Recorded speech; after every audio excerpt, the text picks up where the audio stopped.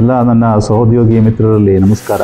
ಈಗ ನಾವು ವಿಶೇಷ ಕಂದಾಯ ವಸೂಲಾತಿ ಅಭಿಯಾನ ಅಂದರೆ ರೆವಿನ್ಯೂ ಕಲೆಕ್ಷನ್ ಡ್ರೈವ್ನ ಮಾಡಬೇಕಾದ ಸಮಯ ಬಂದಿದೆ. ಯಾಕೆಂತಂದರೆ ಇವಾಗ ನಾವು ಸಾಫ್ಟ್ ಕ್ಯಾಟಗರಿಲಿ ನೋಡೋದಾದರೆ ಸುಮಾರು 40 ಕೋಟಿಗೂ ಹೆಚ್ಚು ಅರಿಯರ್ಸು ಉಳ್ಕೊಂಡಿದೆ. ಸುಮಾರು 8,000 ಅಷ್ಟು ಇನ್ಸ್ಟಾಲೇಷನ್ಸು, ಸುಮಾರು 40 ಕೋಟಿಗೂ ಹೆಚ್ಚು ನಮ್ಮ ಚಾವಿಸಾನಿನಿ ವ್ಯಾಪ್ತಿಯಲ್ಲಿ ಅರಿಯರ್ಸ್ ಉಳ್ಕೊಂಡಿದೆ.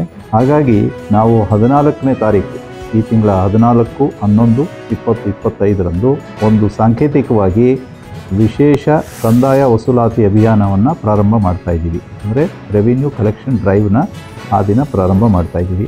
ಆ ದಿನದಿಂದ ನಿರಂತರವಾಗಿ ಅದು ನಡಿಬೇಕು. ಬಟ್ ಆ ದಿನ ನಾವು ಎಲ್ಲರೂ ಕೂಡ ಇನ್ವಾಲ್ವ್ ಆಗಿ, ನಾನು ಕೂಡ 1 crore ಹೆಚ್ಚಿನ ಅರಿಯರ್ಸ್ ಇರ್ತಕ್ಕಂಥ ಇನ್ಸ್ಟಾಲೇಷನ್ ನಾನೇ ಹೋಗ್ತೀನಿ. ಹಾಗೆ ಪ್ರತಿಯೊಬ್ಬರೂ ಕೂಡ all officers should take some 4 to 5 installations and should go to the concerned premises and revenue collection drive ಆಗಬೇಕು. ಇದರಲ್ಲಿ ಪ್ರತಿಯೊಬ್ಬರು ಪವರ್ ಮ್ಯಾನ್ ಇಂದ ಹಿಡಿದು ಎಸ್ಪೆಷಲಿ ಮೀಟರ್ ರೀಡರ್ಸ್ಗಳು ಮತ್ತು ಸೆಕ್ಷನ್ ಆಫೀಸರ್ಸು ಎಲ್ಲರೂ ಕೂಡ ಇನ್ವಾಲ್ವ್ ಆಗಿ ಈ ಡ್ರೈವ್ ಅನ್ನ ಅತ್ಯಂತ ಸಮರ್ಪಕವಾಗಿ ಮಾಡಬೇಕು, ಯಶಸ್ವಿ ಮಾಡಬೇಕು ಮತ್ತು ಇದು ನಿರಂತರವಾಗಿ ನಡಿಬೇಕು. ನಮ್ಮ ಅಲ್ಟಿಮೇಟ್ ಗೋಲ್ ಏನಪ್ಪಾ ಅಂದ್ರೆ ನಮ್ಮ ಏನಿವಾಗ ರೆವಿನ್ಯೂ ಕಲೆಕ್ಷನ್ ಅರಿಯರ್ಸ್ ಇದೆ ಅದು ಸಂಪೂರ್ಣವಾಗಿ 100% ನಾವು ಕ್ಲಿಯರ್ ಮಾಡಬೇಕು, ಅಂದ್ರೆ ವಸೂಲಾತಿ ಮಾಡಬೇಕು. ಹಾಗಾಗಿ ತಾವೆಲ್ಲ 14ನೇ ತಾರೀಕು ಆಲ್ ಆಫೀಸರ್ಸ್ ವಿಲ್ ಇನ್ವಾಲ್ವ್. 14ರ ನಂತರದಿಂದಲೇ ಕನ್ಸರ್ನ್ಡ್ ಯಾರಿದ್ದಾರೆ ಅವರುಗಳು ಈ ವಸೂಲಾತಿ ಅಭಿಯಾನನ ಹಾಗೆ ಮುಂದುವರಿಸಿ ಇದನ್ನ ಅತ್ಯಂತ ಯಶಸ್ವಿ ಮಾಡಬೇಕು ಅಂತ ನಾನು ಈ ಮೂಲಕ ತಮ್ಮಲ್ಲಿ ಕೋರ್ಕೊಳ್ತೇನೆ. ಧನ್ಯವಾದಗಳು. ಗುಲ್ಬರ್ಗ ಇಡೀ ಜಿಲ್ಲೆಯಾದ್ಯಂತ ಕೆಲವು ಸಂಘಟನೆಗಳು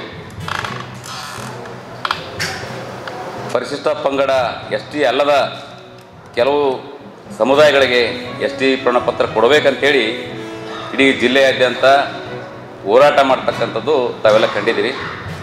ನಾವು ಆ ಹೋರಾಟವನ್ನು ಇವತ್ತು ನಮ್ಮ ಜಿಲ್ಲಾ ವಿಭಾಗೀಯ ಕಲ್ಯಾಣ ಕರ್ನಾಟಕ ಪ್ರದೇಶ ವಾಲ್ಮೀಕಿ ಸಂಘ ತೀವ್ರವಾಗಿ ಖಂಡಿಸುತ್ತದೆ.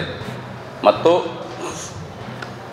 ಕರ್ನಾಟಕ ರಾಜ್ಯದಲ್ಲಿ 2020ರಲ್ಲಿ ಕೇಂದ್ರ ಮತ್ತು ರಾಜ್ಯ ಸರ್ಕಾರದ ಗೆಜೆಟ್ ಏನಾದಂತೂ ನಾಯಕ ಸಮಾಜದ ಪರ್ಯಾಯ ಪದ ತಳವಾರ ಮತ್ತು ಪರಿವಾರ ಅದು ಬುಟ್ಟೋದ ಪದ ಏನು ಮತ್ತು ನಮ್ಮ 1991 ಎಷ್ಟಿಗೆ ಬಂದೀವಿ ನಾವು, ಆ ಬುಟ್ಟೋದ ಪದ ಪರ್ಯಾಯ ಪದ ಇದು ಕರ್ನಾಟಕದಲ್ಲಿ ಕೊಡಬೇಕಂತೇಳಿ ಒಂದು ಆದೇಶ ಬಂತು, ಸುತ್ತೋಲೆ ಕೇಂದ್ರ ಸರ್ಕಾರದ ಗೆಜೆಟಾಗಿ ಬಂತು. ಅದ ನಂತರ ಎಲ್ಲ ಕಡೆ ಹೆಚ್ಚಾಗಿ ನಮ್ಮಲ್ಲಿರ್ತಕ್ಕಂಥ ನಮ್ಮ ಸಮಾಜ ಅಂದ್ರೆ ಮೈಸೂರು, ಬೆಳಗಾವಿ ಈ ಜಿಲ್ಲೆಯಲ್ಲಿ ನಮ್ಮ ತಳವಾರ ಇದು ನಮ್ಮ ಪರ್ಯಾಯ ಪದ ಇರ್ತಕ್ಕಂಥ. ಅದು ಏನಾಯ್ತು ಮುಂದೆ ಅಂದ್ರೆ 2023ರಲ್ಲಿ ಏನು ಕರ್ನಾಟಕ ರಾಜ್ಯದಲ್ಲಿ ಚುನಾವಣೆ ಬಂತು, ಆ ಸಂದರ್ಭದಲ್ಲಿ ಆಗಿನ BJP ಸರ್ಕಾರ ಇತ್ತು. ಶ್ರೀಮಾನ್ ಬೊಮ್ಮಾಯಿ ಅವರು ಮುಖ್ಯಮಂತ್ರಿ ಆಗಿದ್ದರು. ಅವರು ಗುಲ್ಬರ್ಗ ಜಿಲ್ಲೆಯಲ್ಲಿ ಒಂದು ಹಿಂದುಳಿದ ವರ್ಗಗಳ ಸಮಾವೇಶ ಮಾಡಿದ್ರು. ಅಲ್ಲಿ ಏನು ಘೋಷಣೆ ಮಾಡಿದ್ರು ಅಂದ್ರೆ, ನಾನು ಅಂದ್ರೆ ಕೇವಲ ಓಟ್ ರಾಜಕಾರಣಕ್ಕೋಸ್ಕರ ನಾನು ಗುಲ್ಬರ್ಗ ಜಿಲ್ಲೆ ಹಿಂದುಳಿದ ಸಮಾವೇಶಕ್ಕೆ ಸುಮ್ಮನೆ ಬಂದಿಲ್ಲ, ಬರಿಗೇನೆ ಬಂದಿಲ್ಲ, ಎಲ್ಲ ಕಬ್ಲಿಗೆ ಅಂಬಿಗರ ಸಮಾಜವನ್ನು ಪರಿವಾರ ಜಾತಿಯನ್ನು ನಾನು ಎಷ್ಟಿಗೆ ಸೇರಿಸಿದ್ದೀನಿ ಅಂತ ಹೇಳಿದ್ರು. ಬಟ್ ಆ ಸಮಾಜದ ಮಿತ್ರರಿಗೆ ಗೊತ್ತಿದೆ ಇದು ನಮ್ಮ ಅಂಬಿಗ ಅಥವಾ ಕಬ್ಬಲಿಗೆ ಪರ್ಯಾಯ ಪದ ಆ ತಳವಾರ ಅಲ್ಲ ಅಂತಕ್ಕಂಥದ್ದು. 2020ರಲ್ಲೇ ಅದು ಆದರೂ ಕೂಡ 20ರಿಂದ 21, 22ವರೆಗೆ ಎಲ್ಲಿ ಅವ್ರು ಸರ್ಟಿಫಿಕೇಟ್ ಕೇಳಿಲ್ಲ, ಸುಮ್ಮನೆ ಇದ್ದ ಅವ್ರಿಗೆ ಗೊತ್ತಿರ್ತಕ್ಕಂಥ ಇವರು ತಳವಾರ ನಾಯಕ ಸಮಾಜದ ಪರ್ಯಾಯ ಪದ ಅಂತೇಳಿ. ಅದು ಯಾವಾಗ ಒಬ್ಬ ಈ ರಾಜ್ಯದ ಮುಖ್ಯಮಂತ್ರಿ ಸಂವಿಧಾನಬದ್ಧವಾಗಿರ್ತಕ್ಕಂಥ ಸ್ಥಾನದಲ್ಲಿರ್ತಕ್ಕಂಥ